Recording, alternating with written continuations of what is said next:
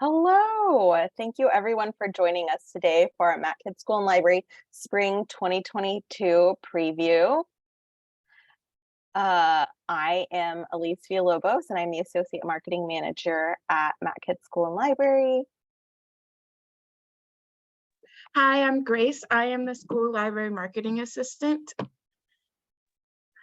Hi, everyone. I'm Molly Ellis, Vice President and Executive Director of Publicity here at MacKids.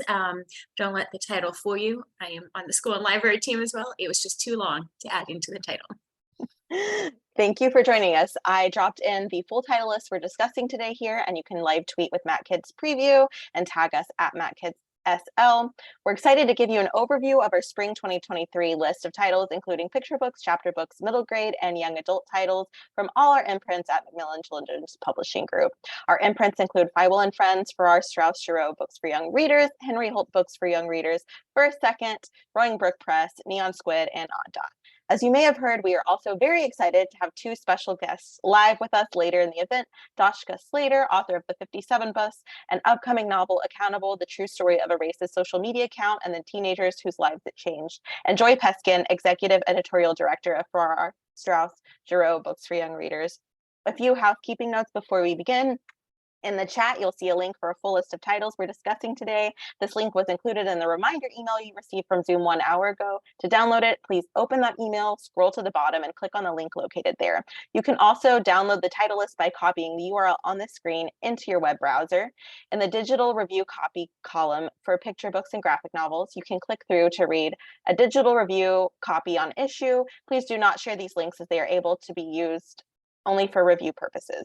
In the digital review copy column for middle grade and young adult titles, you'll find a link to request the book on NetGalley. As we only have 60 minutes to present, this is not our full title list, but please subscribe to our MacKids School and Library e-newsletter and follow us on MacKids SL on Twitter to keep up to speed with all of our new and upcoming releases. If you are live tweeting today, please use hashtag MacKidsPreview. And now for some technical details. Links to today's slide presentation and title list were included in the reminder email you received from Zoom 1 hour ago. To download them, please open that email, scroll to the bottom, and click on the links located there. You can also download the materials by copying the URL on this screen into your web browser. If you have any trouble, please contact Booklist at webinars@booklistonline.com. which will also be dropped into the chat. The audience is currently in listen-only mode, but we welcome any questions you may have. On the bottom of your screen is a toolbar with a section for Q&A. If you have a question or need technical assistance, simply click Q&A and type your message into the box that appears. We will do our best to respond to all tech-related questions during the event. Booklist offers closed captioning on all webinars. To enable or disable captions on your screen, please look for and click the live transcript icon on the toolbar. From there, you can select show or hide subtitles from the menu that appears. If you choose to enable subtitles, you can adjust the size of the captions at any time by clicking subtitle settings. Today's event will be recorded and the recording will be shared with all of you after this event. Finally, we expect all participants to maintain an atmosphere of respect and fairness. Anyone who violates this standard of behavior, including engaging in any form of harassment, may, at the discretion of the organizers, be immediately removed. And now, here's the good stuff, over to Elise Villalobos to begin with picture books. Thank you so much, Molly. Okay. Here we go. So first up, we have My Dad is a DJ. And this book is about a boy growing up. Trevor and his dad have a lot they like to do together, from listening to old classic hits to eating Rocky Road. But after Trevor's dad moves during a divorce, and with Trevor aging and developing new tastes, he doesn't quite know how to tell his dad that he is changing, and the music he likes is changing too. Next slide. In the end, Trevor is able to express through music how he has changed, and he and his dad are able to DJ at the school dance together with remixes Trevor has put together of his dad's music and his own style. Next slide. Based in part on Keith Henry Brown's experience as a single father, this picture book deftly depicts modern divorce in a Black family and is a heartwarming ode to how music brings people closer together. And it's chock full of Black joy and everyday scenes of family and community. Keith Henry Brown is an up-and-coming African-American illustrator whose work normally graces the covers of jazz albums. Erskine is the National Book Award-winning author of Mama Africa. Next slide. Next is Pluto. This is our favorite dwarf planet. This is the next book in the Our Universe series by Stacey McAnulty, illustrated by Stevie Lewis. Next slide. The declassification and reclassification of the ninth celestial body from the sun remains an important topic in science-minded classes. With a Dani Rojas-like attitude, Pluto takes us through its place in the solar system and in the lives of us Earthlings, helping us understand just some of what it takes to make this planet so special, or this non-planet so special. Next slide. Stacy and Stevie are passionate about making this topic kid-friendly and accessible, and Pluto's story is another slam dunk in the Our Universe series, the perfect addition to any classroom, library, or home with space lovers. Next slide. We have Cape. This is by Kevin Johnson, illustrated by Kit Thomas.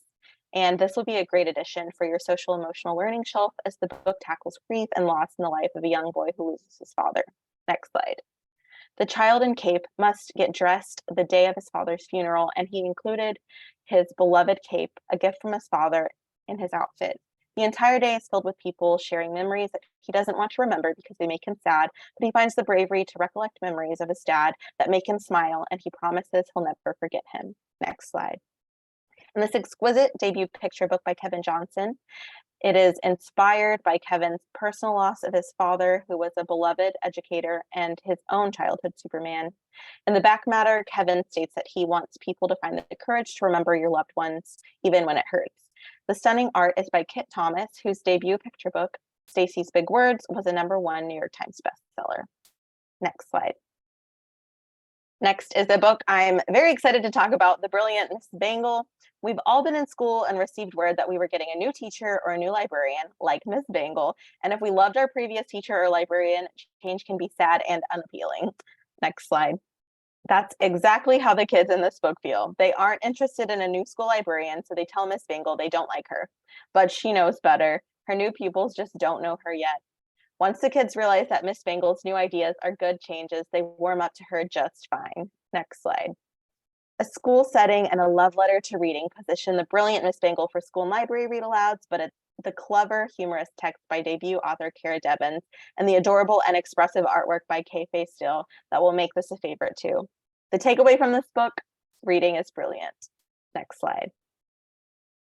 And we have All the Way to Havana. This is coming out in paperback this year, adding to our Shelf Essentials collection, which is a backlist publishing initiative presented by MCPG to highlight picture books from beloved BIPOC creators. This book by Margarita Engel, illustrated by Mike Curato, is the story of a Cuban boy and his father on a trip to the city of Havana. Beloved children's book illustrator Mike Curato traveled to Havana to research this book, and his colorful palette highlights the colonial architecture and amazing vintage cars that are so iconic of the city. Next slide. So we purr cara cara, and we glide taka taka, and we zoom zoom zoom. Together, a boy and his parents drive to the city of Havana, Cuba, in their old family car. Along the way, they experience the sights and sounds of the streets, neighbors talking, musicians performing, and beautiful, colorful cars putt-putting and bumpity-bumping along. In the end, though, it's their old car, Cara Cara, that the boy loves best. Next slide.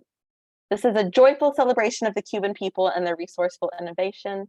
Margarita Engel is the Cuban-American author of many verse books. Her books have also received multiple Prix Belle Prix and Americas Awards, as well as Jane Addams Award and more. Next. We have Sometimes a Tiger. This is a debut picture book. It is so moving, and it is about a boy who uses his imagination to deal with food insecurity. Dario's day starts like many others. There's not much to eat, but today the pantry has a surprise as a tiger emerges and accompanies Dario through his day. Next slide. Soon, Dario and his tiger inspire others to see the wonders around them as they share their day with creatures large and small. But is it all imagination? Whatever it is, the result is joy, hope, and finally a full pantry, and sometimes a tiger. Next slide. The story has a happy ending, but the reality is that food insecurity is rising. The latest survey from an organization called Feed America shows that the demand for food assistance has increased steadily, and families are forced to make decisions between paying for food and other necessities. The star of this book is empathy, along with the stunning art by debut creator Z.B. Astor-Plum. In a world where hope can be as scarce as food in some pantries, sometimes a tiger is a reminder for readers of all ages that generosity nourishes us all. Next slide. Next, we have Yuki's Island, my family's World War II story. Steve Schenken is the master of finding the story in histories he's written about, everything from bomb to fallout, and it's also what's led to so many honors and distinctions. Steve's story radar was definitely on 4 years ago during a conversation with his brother-in-law, Koto Kimura. Koto started telling stories about his mother, Yuki, who lived on a tiny island in Japan with her family during World War II. Next slide. The details Koto shared were so evocative that Steve asked if this could be a picture book. Details like the sound of Yuki's father playing his flute when he stayed up at night, worried about the war, or how Yuki's world changed when her island and town were bombed by the US military, resulting in many lives lost, and how she found childhood joy again when ice floes from Russia reached their shores, what she remembers as a magical experience. Next slide. Koto happens to be a trained fine artist. He works closely with Steve, who guided the text, as Koto turned his mother's memories, photos, and journals into a deeply moving, personal, and vivid picture book. Koto also adopted the Schenken-style research and flew to Japan in 2019 to research archives and visit his mother's island with his mom by his side. Stories about war and transgenerational trauma are important, lasting, and needed. Yuki's Island would sit alongside the books like The Catmen of Aleppo, Watercress on the Wall. Yuki's story can serve as an entry point to not only talk about World War II, but any conflict or war, past or present. Next slide. Next is The Wave. This is a debut picture book. In the stunningly illustrated story, we follow a boy as he experiences the wave. It hits him in his bedroom while he's building a fort, and though at first he tries to fight it, eventually the wave carries him away, slowly surrounding him so that he's deep under the surface. Next slide. As we find out, this has happened before. Sometimes he feels all alone, sometimes he loses his joy, and he doesn't know why. What he does know, though, is that eventually with time, patience, and self-reliance, the wave will wane.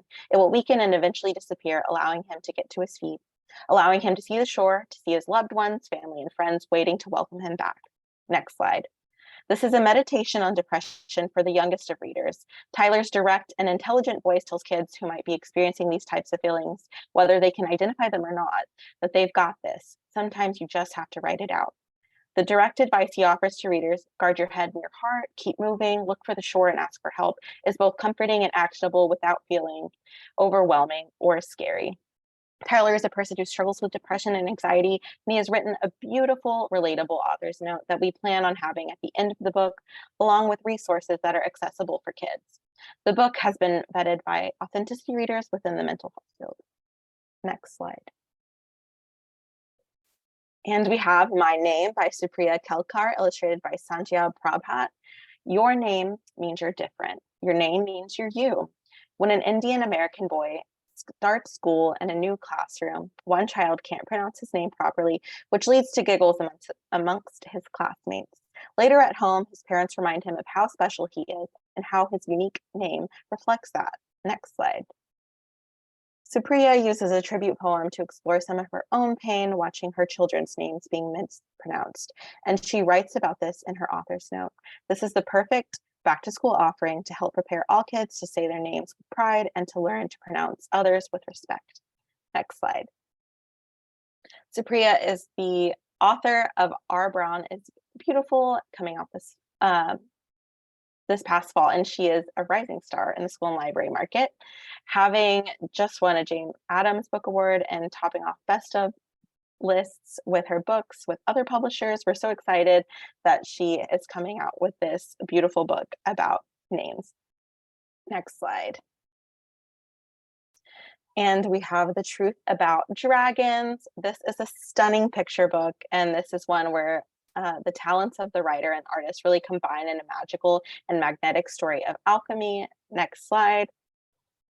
Author Julie Ling was inspired by her own experience as a parent to tell a tale of dragons, one in which a mother tells her darling Baobei to lean in close so she can whisper a secret to him. In order to understand the secret, she explains, he must go on an epic quest to understand the truth about dragons. With his favorite cloak around his shoulders and his sturdiest boots upon his feet, he must step inside the lushly bordered forests of myth. In the first forest, he may encounter hobgoblins and will-o-wisps, and he will come upon a cottage and meet a wise woman there. Her home will smell of cedar chests, sugar cookies, and apple cider. And when we ask her about dragons, she will tell him one truth of the dragons who breathe fire and hoard treasure underground. Next slide. From there, he will need to journey further into another forest, one of towering green bamboo. He will come upon an airy place and meet another wise woman. Her home will smell of incense and jasmine rice. And when he asks her about dragons, she will tell him another truth of the dragons of the air who rule the skies and rivers. Most adventurers have only one story to call their own, and some who cannot travel more than one path may demand that he choose between the clouds and the caves, for dragons cannot dwell in both, they say. But the secret is, inside of his heart is where both forests meet. Both worlds are his to discover, and he has two wise grandmothers to help tell him their truths about dragons. This is a celebration of Asian American and biracial identity. The dynamism of cultural diversity saturates the pages where Eastern and Western mythologies coexist and enrich each other, and there are some absolutely gorgeous spreads throughout this book. So this is a must read. Next slide. Please check out more titles coming soon in our slideshow after this event. Next slide. We have great titles from Neon Squid, some popular and best-selling continuing series. Next slide. And of course, more incredible picture books. Next slide. Next slide. Next slide. And kicking it over to Molly for middle grade.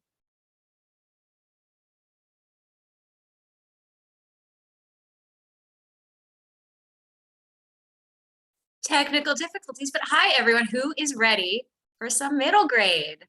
Hope everyone. So we are going to kick off with Squire and Knight. And we are so excited to work with Scott Chandler, who is just an incredible talent.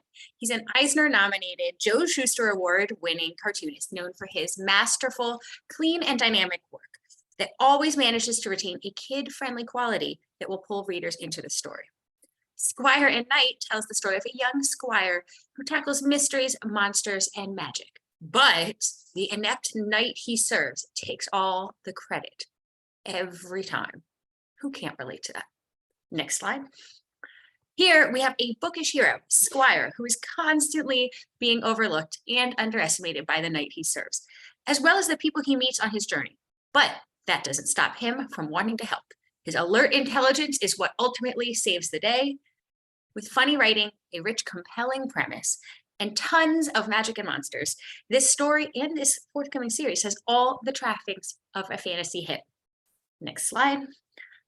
Readers will engage with both the story and the wonderful characters. This is the perfect book for fans of Ben Hackey's Mighty Jack series, Amulet, and books like Dragons Beware. Next slide. Everything is Awesome About Junior High, a fictionalized graphic autobiography by indie pop twin sister duo Tegan and Sarah, illustrated by the renowned Tilly Walden, who has won immense acclaim and numerous awards for her works like Spinning, On a Sunbeam, and Are You Listening? First and foremost, I'd like to say this is not simply a celebrity project. It is a feisty, funny, reassuring school story about identical twin sisters struggling their way through their first 2 semesters of junior high. Next slide. With themes of music, queerness, sisterhood, and self-acceptance, and paired with Tilly's striking visuals, with Tegan and Sarah's spunky writing, this graphic novel is all about identity, and it will inspire any kid that is struggling to find their place. Next slide. One especially striking thing about this origin story to Tegan and Sarah's musical life is how their discovery of music making is so organic to the discoveries the girls are making in other aspects of their lives as everyday tweens. For example, how their first song is essentially Sarah's coming out, how they're forming a grunge punk band, showcases the value for any kid to find a creative outlet.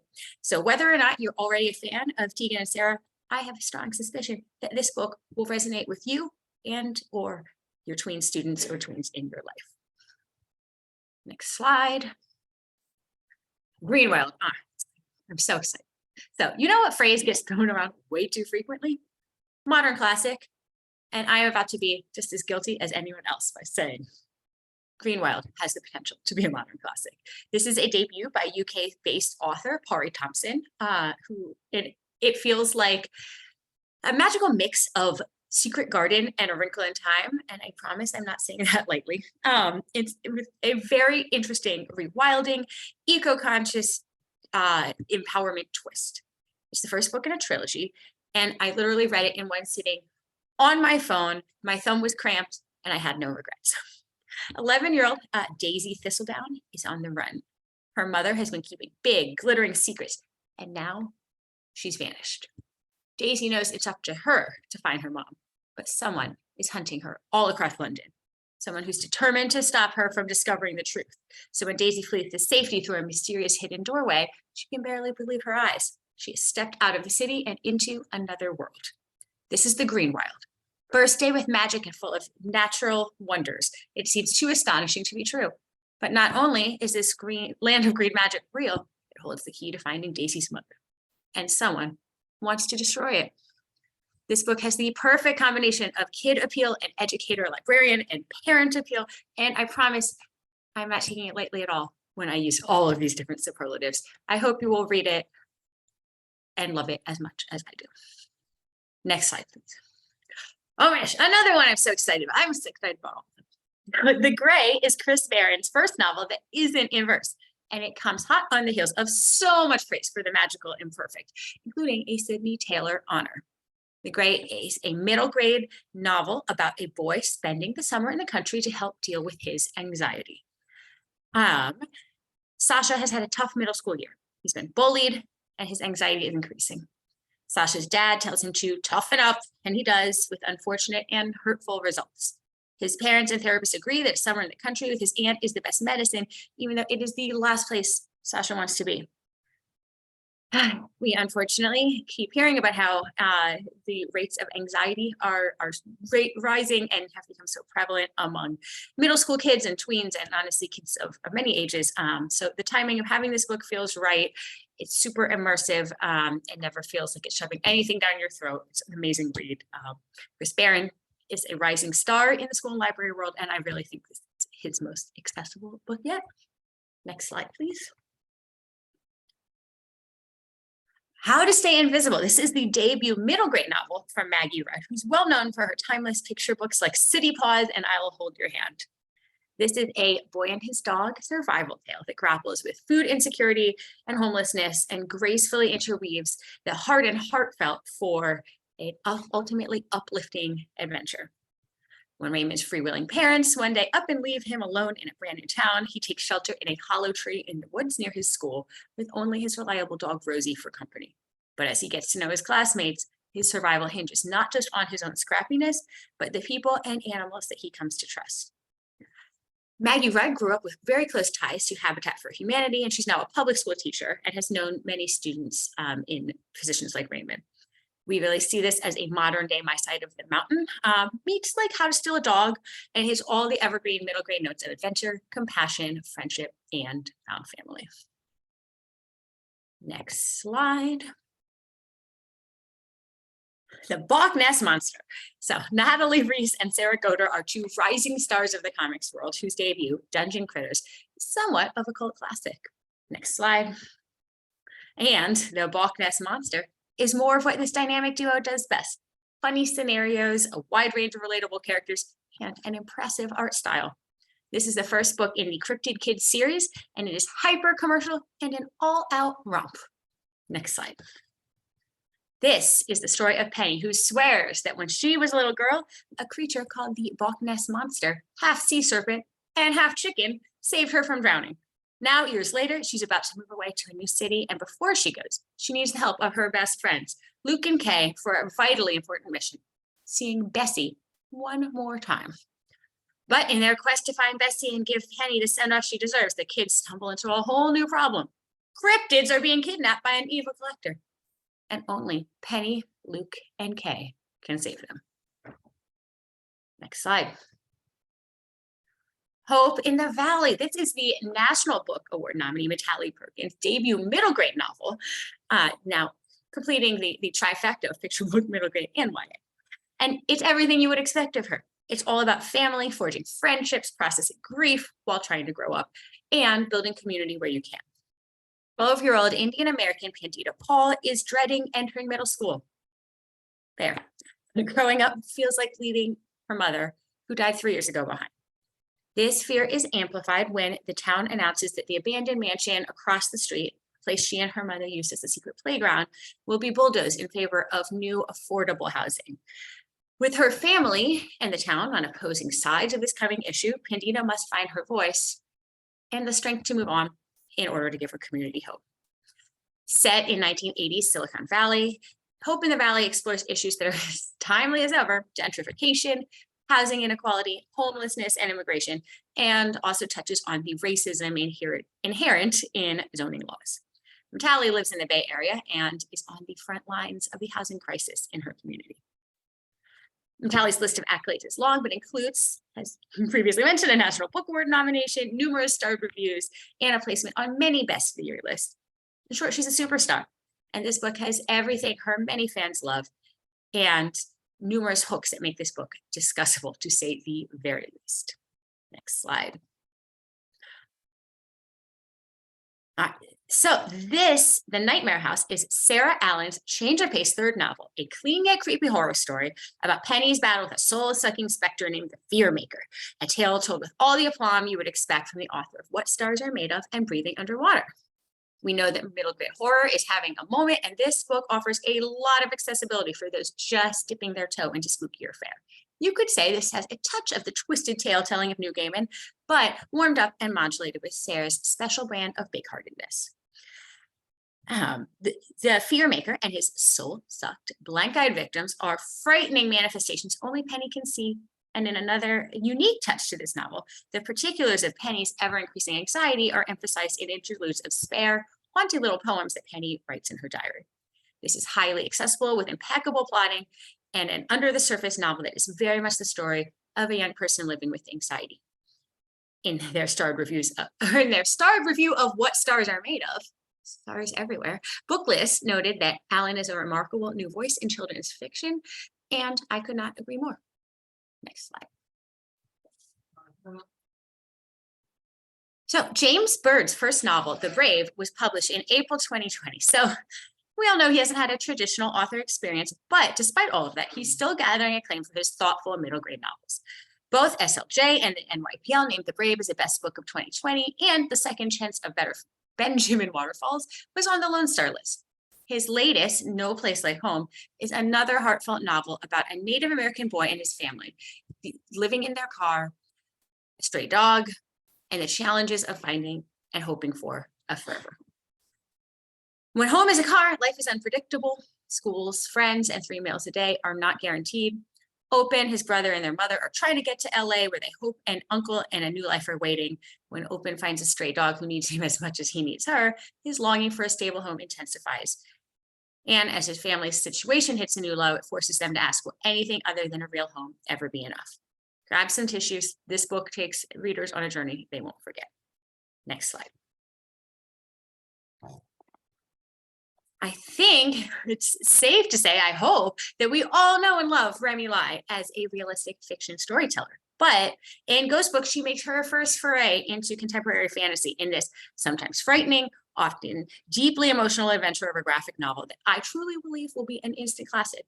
With the book's stunning art and creepy, masterful coloring by Nina Gaillard in the tradition of Spirited Away and Coco, Ghost Book follows 12-year-old Julie Chen, who can see ghosts and often feels invisible to her own classmates and teachers. Next slide. In this dark modern fable, Remy has taken all of the things we love about her previous books and combined them with exciting, often frightening fantasy elements inspired by Chinese ghost lore and a high concept pitch sure to pull in readers. Next slide. We've seen a surge in demand for fantasy graphic novels, and with success stories like Snapdragon, The OK Witch, and The Witch's Boy, I expect the market will be even hungrier for more by the time this book comes out. And of course, there's so much more here, including these next installments in our popular middle grade series. Next slide, please. And wait, next slide, even more installments in these popular middle grade series. Next slide. And learn more, and please feel free to reach out to us to request more. Next slide. Next slide. All right. Last but not least from our side, moving over to the amazing Grace Tyler to talk through our YA list. Hello, everyone. The first book I am going to talk about is Warrior Girl on Earth. #1 New York Times bestselling author Angeline Boulley takes us back to the world of Firekeeper's Daughter in this high-stakes mystery about the power of discovering your stolen history. A thrilling heist gives way to a complex and compelling mystery, effortlessly exploring themes of identity, family, reclamation in a Native community. Taking place 10 years after the events in Firekeeper's Daughter, this companion novel doesn't disappoint with returning characters and unveiling the aftermath of Donna's story as seen through the eyes of her niece, Perry Firekeeper Birch. With a sharp and savvy narrator, readers will take a deep dive into current issues and injustices Native communities continue to face, including the reclamation of tribal artifacts and remains, along with endless accolades for Firekeeper's Daughters and more Netflix series. News to come. Angeline will continue to take the world by storm with the power of words. Next slide.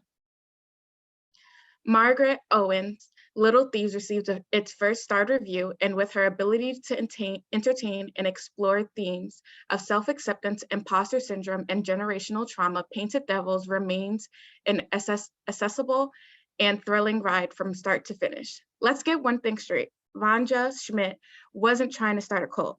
After accidentally starting a cult and invoking the wrath of the gods, a scam artist must fight to save everyone she has ever loved in the sequel to Margaret Owen's YA fantasy Little Thieves.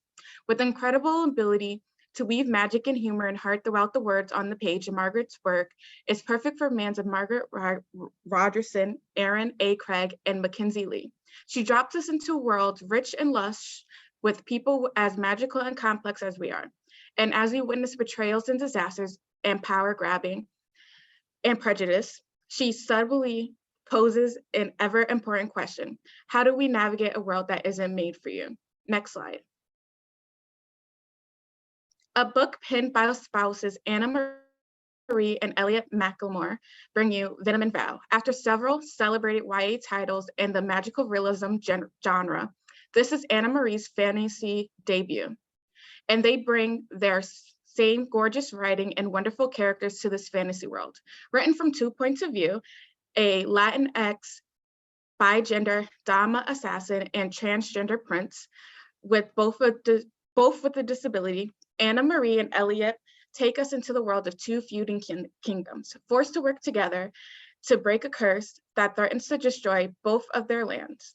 The romantic tension between these two characters crackles in every page, and this is a truly captivating enemies to lovers story that fantasy fans will adore. Both protagonists of this novel uses canes, and this book portrays fully realized, well-rounded portraits of characters with disabilities. Next slide. Stonewall Book Honor winner Mariama J. Lockington brings you Forever Is Now, an inverse YA novel that talks about a Black teen's coming of age story. You know how you could be in a place where everything feels so right, and then in a moment it all can fall apart and you get that sensation like the floor has just pulled out from underneath you? That's what happens to Sadie at the start of this book, when two things happen seemingly all at once. Sadie's girlfriend breaks up with her, and she witnesses a scene of police brutality against an innocent Black teenage girl, just like her. Sadie suffers from agoraphobia, a common mental health illness she learns to overcome with the help of her family, friends, and therapists. Steeping the novel in her lived experience as a Black woman with anxiety, Mariama approaches the topic with care. The sweet summer romance gives the story an additional layer of warmth. Next slide. Author Adiba J. Jardar is a rising star with her debut, The Henna Wars, getting a lot of love, including being a best book of the year by Kirkus and a semi-finalist for the best young adult fiction in Goodreads Choice Awards. We bring you her new book called The Do's and Donuts of Love. A pun-filled YA contemporary romance finds a teenage girl competing in a televised baking competition with contestants including her ex-girlfriend and a potential New Crush, perfect for fans who love to watch baking competition shows. Next slide. A moving young adult graphic memoir about a Vietnamese immigrant boy search for belonging in America, perfect for fans of American-born Chinese and The Best We Can Do. Next slide. 10 Phams, richly complex storytelling asks readers to root for his family as they answer difficult questions about what they're willing to do to survive as Vietnamese refugees. Next slide. Laced with sly humor and sweet insights, Pham's memoir of immigration, kinship, and resilience doesn't sugarcoat the difficulty or peril of his family's journey as refugees, but also doesn't shy away from revealing triumphs, big and small, that keeps Tin and his brother going as they learn to live in and love their adopted homeland. Next slide. Once in a while, we're fortunate enough to encounter an incredible fantasy writer who creates worlds that we lose ourselves in. Romances that leave us swooning, characters we grow to love and despise, and action and intrigue that's jaw-dropping. You get that feeling in this romantic edge of your seat YA fantasy mystery duology from award-winning author Katie Rose Poole. Cursebreaker Marlo Briggs reluctantly pretends to be in love with a powerful noble to gain entry into an illustrious and deadly society that holds clues to her mother's disappearance. Guardian of the Curse melds fantasy, mystery, and romance in a magical match between Veronica Mars and a lush Roaring Twenties inspired fantasy world with touches of Ketterdam. Next slide. Pernell Rip has said, this may very well be the most important graphic novel to come out this year for middle school and up. Next slide. Sarah Myers brings you her program young adult graphic memoir about a Korean American girl who uses fandom and art making to overcome racist bullying growing up in a rural, predominantly white community. It wasn't until Sarah went to her first anime convention that she saw Asian culture celebrated. It changed her life. Though their experience may be different, many young people can relate to finding community and affirmation through fandom and pop culture. Next slide. This book will appeal to cosplayers, manga readers, Comic-Con attendees, and superhero fans, a group that is becoming more diverse each year. Next slide. Many of the gatekeepers in this world are white and male, and often it's their stories we hear. Sarah's memoir will be a breath of fresh air, perfect for fans of American-born Chinese and Almost American Girl. Next slide. A contemporary YA debut about a Vietnamese American boy who tries to attain popularity by befriending the most beautiful girl in school, inspired by the Vietnamese American author's teen experience. It's about Gary, an unassuming teen who's given the unexpected opportunity to gain popularity when he's invited to an exclusive boys club. As long as he can get close to their school's most beautiful student, Gloria Buen Rostro, Gary can guarantee himself a smooth high school experience. In this story, we get a rare glimpse into what it's like to be a young man who struggles to stick to his principles despite the crushing pressures to fit society's masculine ideals. This unconventional love story champions the idea that platonic friendships are just as important as romantic ones. Gloria Ben Rostros is Not My Girlfriend will appeal to readers who enjoy Adam Sylvia and David Yoon, and it's great for viewers who love Never Have I Ever, The Half of It, and Booksmart. Next slide. This novel is the 7th book in the Remix Classics series, wherein authors from marginalized backgrounds take different classics and reinterpret them through their own unique cultural lenses. This collection serves YA readers as both a series of fun, engaging reads, as well as subverts all the overall look at what our societies deem classic.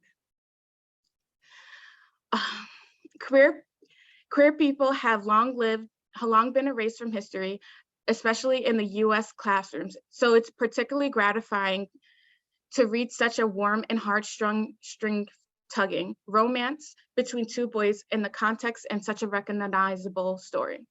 A fresh perspective of history. This remix of Romeo and Juliet recasts this titular romance as a queer relationship between two boys, a rare perspective of medieval Europe. Next slide. You can find more of our titles on NetGalley through the links on the grid. Next slide. And next slide. As executive editorial director of Farrow Straus Giroux for Books for Young Readers and division vice president of Macmillan's Children's Publishing Group, Joy Peskin manages a department of 6 editors and edits a range of books for children and teenagers.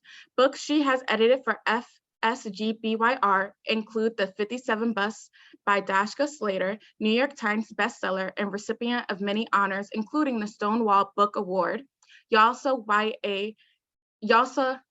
ALA Award for Excellence in Nonfiction, Boston Globe Horn Book Award for Nonfiction, Speak, the graphic novel written by Laurie Halls Anderson with art by Emily Carroll, recipient of 5-star reviews, and For Black Girls Like Me, In the Key of Us, and In the Key of Us by Mariama Lockington, each the recipient of 5-star reviews and one receiving a Stonewall honor just a couple weeks ago. Thank you, Joy and Dashka, for being with us today. I'm going to kick it over to you to talk about Accountable. Thanks so much for having us. Dashka and I are thrilled to be here. I am particularly happy to be spending time and sharing the screen with Dashka Slater, New York Times bestselling author. Dashka is an award-winning journalist who writes for such publications as the New York Times Magazine and Mother Jones. She's also the author of 15 books of fiction and nonfiction for children and adults. And that number may have changed as of the 14th, right, Dash? I think I have to update that. I actually can't keep track, so 15 sounds good. I think it's more. Dashka had like 5 books come out yesterday. Dashka's The 57 Bus has received numerous awards, many of which you just heard about from Grace. I'll also add that it was an YALSA Excellence in Nonfiction Award finalist, but maybe Grace already said that, but it won't hurt you to hear it again. An LA Times Book Award finalist. It received 4-star reviews. It was named to more than 20 separate lists of the year's best books. And in 2021, The 57 Bus was named to Time Magazine's list of the 100 best young adult books of all time. Without further ado, Dashka, let's jump in. Let's talk about Accountable. I'm ready. Do you feel ready? I think I'm ready. You're ready. I think you're ready. Dashka and I have been talking about this book for now 6 years. So, right? We are ready to talk. We could talk about it for 100 more. Dashka, when we first started to work on Accountable, I really struggled to succinctly tell people what it was about. I was like, it's kind of about everything that it's important with teens and the internet and what it means to be held accountable. And once you start reading it, you get obsessed with it and see everything that happens in your life through the lens of the book. And it was very difficult to succinctly pack all the elements that you put into this book into like one little elevator pitch. So I have gotten better at it than that over time, but I'm going to toss this one to you. Can you give our guests an elevator pitch for this book? What is it about briefly? Okay, I'll try and be brief. So it is the story of the origins and impacts of a racist social media account at a public high school in Northern California. It follows 4 kids who were targeted by the account and 4 kids who were involved in creating or following the account. All of those kids were friends at the beginning of the book, and the book covers the story of the account's creation, its discovery, and then the long tail of impacts on all of the young people involved, the targets, the followers, bystanders, and then also the entire school community and the community of the town. And as you said, it ends up connecting to everything. So it's about social media and online radicalization, and it's about racism and the origins and meanings of racist symbols. It's about toxic masculinity and boy culture, free speech, justice and restorative justice, and as you said, what it means to be held accountable and how you try and move on from the worst thing that has ever happened to you. Thank you. That was great. And I think that what folks are going to see when they have the chance to read this one is that, as I was sort of saying, everything in your life starts to connect to the book. You know, in the time that we've been working on it, my son, who's now 12, has been personally involved in 2 or 3 incidents, not as intense as the one in the book, but 2 or 3 incidents of this type of thing, of words said, you know, in a group chat or on social media. And you just start to feel like when you and I were working on it and these things would happen, I would just say to people like, oh, you just need to read the book. Like, I wish I had the book ready right now to share with kids who are going through this, because it is, it's a scary and complicated thing, I think, for adults, for parents, for caregivers, for educators, to feel like, how do I impress upon kids what the ramifications of this could be? And I think your book does that so beautifully. So one thing I thought folks might want to know about is, after you finish 57 Bus, and I was so excited to, you know, get the chance to work with you again and find a new topic, how did you, you know, we were kicking around a couple different ideas, you know, stories that you wanted to follow down this long path. How went, a two-part question. How did you first hear about the story that you're chronicling in Accountable? And what convinced you that it was the one, that it was going to be the right topic for this next book? So I actually heard about this incident before the 57 Bus had even come out. I was at a pre-publication event in Northern California signing copies of the 57 Bus. They must have been advanced readers copies, but I don't quite remember what I was signing, but I remember signing them. And there was somebody in the line who said, did you hear what happened yesterday? And it was literally the day after the account's discovery. And I had not heard about it until that moment. But when I did, it seemed so related to these issues that I had been writing about in the 57 Bus, about incidents of hate, about teenagers who do something terrible, and teenagers who have something terrible happen to them. And so I was intrigued and began putting out feelers, attending events, doing all the reporter things to see if I could get this story. And as you know, it took me a long time to actually just find out that I had the participation of people I needed. But the reason that I was interested was not just because it was the same issues, but also because it was different issues. And I'm just going to throw out some statistics, because you mentioned how frequently this happens. 1 out of every 4 students aged 12 to 18 has seen hate symbols or words at their school.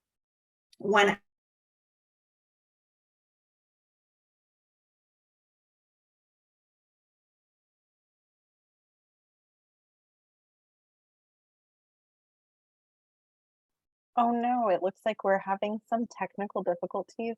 We'll just, oh great, Dashka, you're back. I think your audio is out a little bit right now. Always the worst timing. Of course, everything works beautifully in the tech chat. We're back. How are we doing with audio right now? You sound great. Okay, so I don't know when I cut out. Statistics. But You were saying about 1 in 4. I started my litany of stats. Yes, 1 in Okay. 4. Okay, so 1 in 4 students between the ages of 12 and 18 have seen hate symbols or words at their school. And 1 out of every 5 girls, teenage girls, has been cyberbullied. 3 out of every 4 young people has encountered online hate. And 1.3 million kids in the 2018 to 19 school year, which is the most recent statistics that we have, had been the victim of cyberbullying, and half of those had been bullied because of their race. I get Google alerts every time someone somewhere in the US is involved in this kind of incident. And I get Google alerts every day. It's happening in urban schools and rural schools and red states, blue states, charter schools, public schools, private schools, parochial schools. It's happening everywhere. And at this point, we can clearly see that it's not just an isolated incident or some bad kids. There is something happening, and I really wanted to get to the bottom of what that was. Well, I'm so glad you did, because this is one that everyone needs to read, and we're seeing some great notes in the chat about how applicable it's going to be. Shout out to Danvers. I'm from Framingham. Dashka's from Massachusetts. It's nice that there's Massachusetts folks in the audience. Dashka, one of the many things I respect about you as a writer and a journalist is your desire to tell both sides of the story. And it's really hard.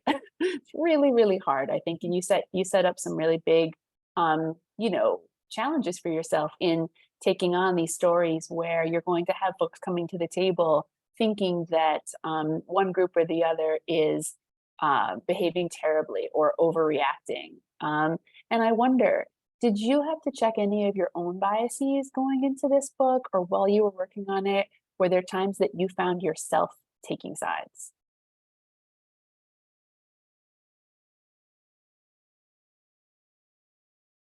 Oh, I don't know if you heard me there. We froze for a second. Can you hear me now? Yeah, now I can Okay. hear you. Oh, okay. I was just wondering about whether you had to check any of your own biases going into reporting and writing this story, or while you were working on it. Were there times that you found yourself taking sides? Well, I guess I should say at the outset that I don't think there are sides to this story, in that, there's no question that this was a virulently racist account. And there's no question that the girls who were targeted were harmed. There's no, it's not a he said, she said, what actually happened. And so just like Sasha did nothing to deserve what happened to them on the 57 bus, the girls at this high school did nothing to deserve being targeted, and they were completely blameless in the situation. So the perspectives, I think, that are different have to do with illuminating how it felt and why it happened. One of the things that's interesting to me as a journalist is why people make the choices that they make, because even really bad choices make sense to the person making them at the time that they make it. Even though they may, in retrospect, see not a good choice, at the time they were working within some kind of framework that made their actions make sense.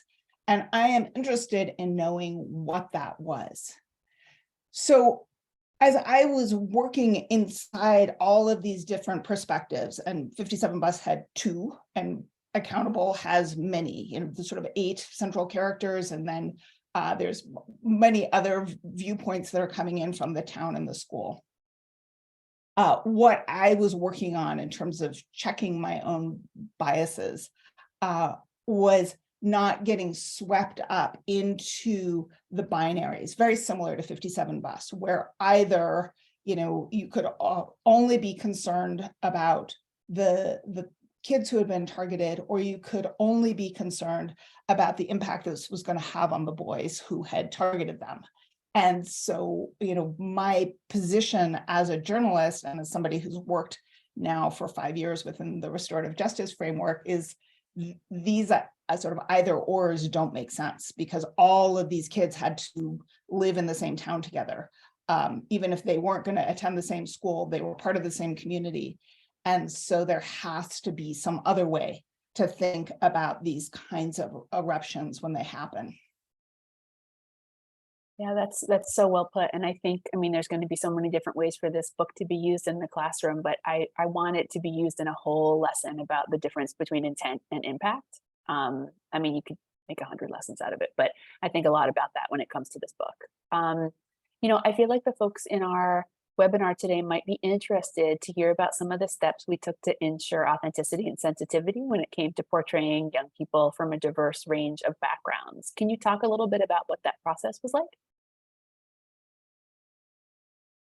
Okay, sorry, you were freezing a little bit, and I'm not sure if it was on your end or on mine. Oh, I'm sorry. Let me repeat. I thought that the people in listening to us today might want to know about some of the steps we took to ensure authenticity and sensitivity when it came to portraying the young people from such a diverse range of backgrounds. And maybe too, you could state what a couple of those backgrounds are, and then talk about some of the things that you did. Yeah, so the kids who were targeted mostly were Black girls. There's also a boy of Sri Lankan descent who was targeted. And the kids who were involved in the account were white and Asian.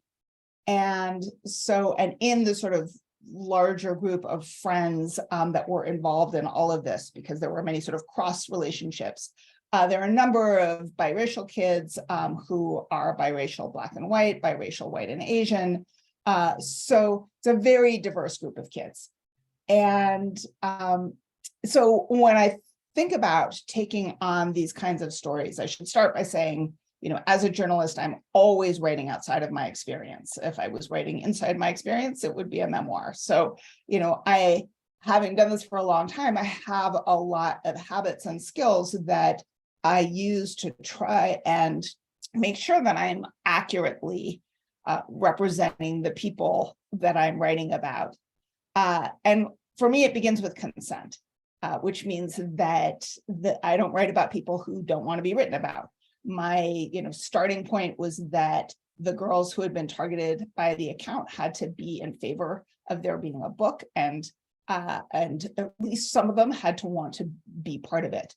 And once that was hurdle number one, and then it was hurdle number two was getting the buy-in of at least some of the boys who had been part of the account. And then, it's never just one interview. The interviews are hours long, and they take place over days, weeks, months, and in this case, more than almost 5 years, I think, at this point of reporting. And so in those relationships, there's a lot of back and forth.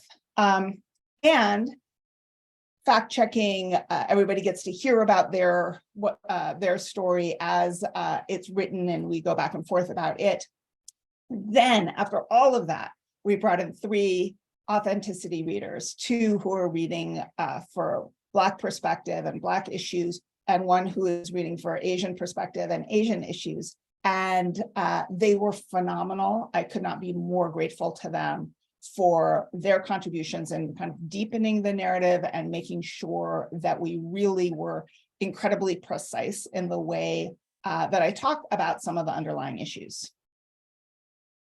Excellent, thank you. And in our 1.5 minutes that's left, I want to ask you, what is your goal for this book in terms of impact? What, if you can imagine a dream letter that you might receive from a future reader, what might that future reader say?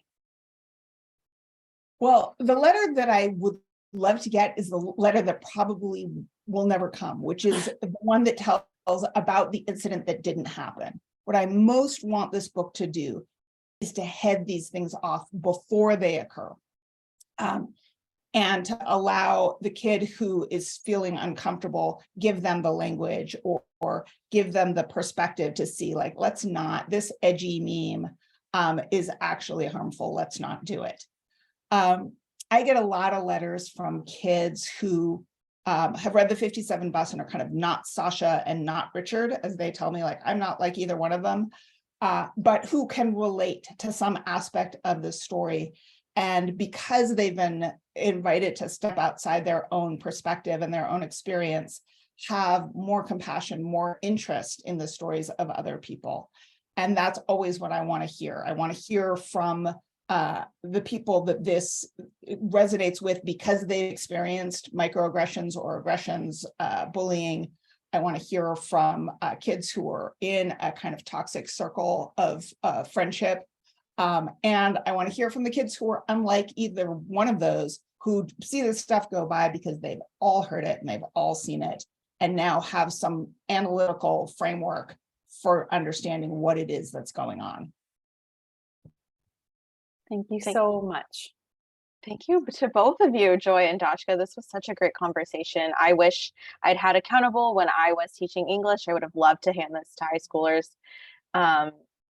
And We want to thank you all audience members for participating and viewing today's preview. Thank you from our school library team. And now Thanks so much for having me. I will kick it over to Booklist for some end notes. Thank you so much, Dashka, Joy, and the MacKids School and Library Marketing team. Tomorrow, all attendees will receive an email containing links to today's video recording, presentation slides, title list, and a certificate of completion.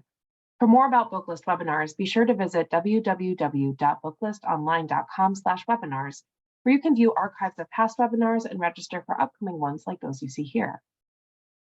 Have you heard? Booklist Reader, our new book browsing guide offering reading recommendations to patrons of all ages, is now available in print. Go to booklistonline.com to find out how you can order print copies for distribution at your library. Already subscribed? Booklist subscribers can share issues digitally for free. Visit our website for more details to see examples of how libraries are sharing Booklist Reader with their patrons. Thank you for joining us for today's webinar. And one more huge thank you to Dashka Slater, Joy Peskin, and to our sponsor, the MacKids School and Library team. This concludes today's webinar. See you next time.